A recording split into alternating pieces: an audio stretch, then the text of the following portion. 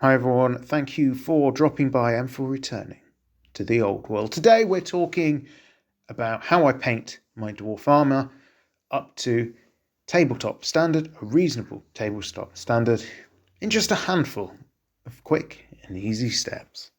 Before I launch into the steps themselves, just a quick word on what is tabletop standard. Well, this is a bit of a moving feast.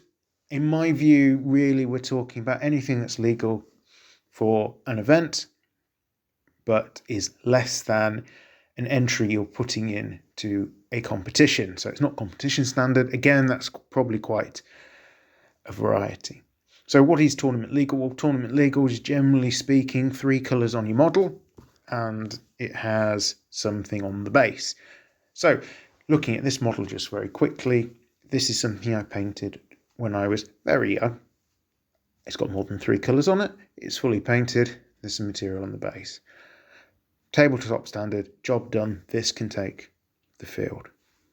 Now, I'm quite a bit older now. I've done a lot of painting, and through practice and perseverance, the quality of my product has improved. So would I be happy taking this to an event now? Not so much. I'd be looking for something a little bit higher quality, but not necessarily something I'm going to enter into a tournament, because quite frankly, I'm just not that good. So that aside, let's get on to the main topic of today's video. How do I paint my dwarven armour? Well, the first thing is the undercoat stage. I tend to use a black paint, in this case Chaos Black, and then paint upwards from there, adding colour. I find the black helps really define the shadows well, and starting from a darker colour gives me the darker, earthier sort of tones that I tend to look for in my paint jobs.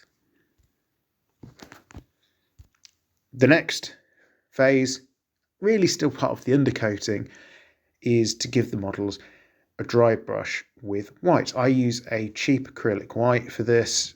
I fairly heavy dry brush, starting from the head and coming down. I try not to go upwards and side to side too much, and the purpose of this is twofold. One, I'm picking up the detail, I'm making it easier to see, but I'm also just changing some of the tones a little bit, so when paint goes on, it will pick up the lighter paint on the more raised parts and just play with the colours a little bit, lighten them off where the light would be hitting it. Next stage for me is to apply my first metal colour. In this case, I've gone for lead belcher, but I think a solid gunmetal of any manufacturer would do nicely for this stage. It can be applied fairly swiftly, fairly messily. The accuracy is less important at this point, because certainly for a model like these dwarves, which are all hair, beard and armour, I'll be coming in and rectifying any mistakes later. So get that iron belcher on thin according to your needs to make sure you've got a nice consistent flow of paint. Okay, so what's next? Next comes the first wash and a decision to be made. And that decision is, what do you want your end product to look like? For me, with dwarves, I'm seeing the armour as being probably quite old, well made, well maintained. So whilst an element of aging will have crept into the metal, it's not going to be dirty, rusty and all the rest of it. So with this in mind, at the wash stage, all I want to do is really dull it down, make sure I'm capturing those shadows nicely, with a view to then brightening up around the edges later. So at the wash stage, I just put a black wash over it, a generous spread, in this case of Nuln Oil. Again, other black washes I'm sure would be absolutely fine. Now, as an aside, if I did want to go for a dirtier look, I would use a brown wash or a mixture of brown and black in order to achieve that look. Once the wash has dried, it's time to come into the dry brushing stages. Now there are 2 stages for this. First one is to go back with your original gunmetal colour, in this case, lead belcher.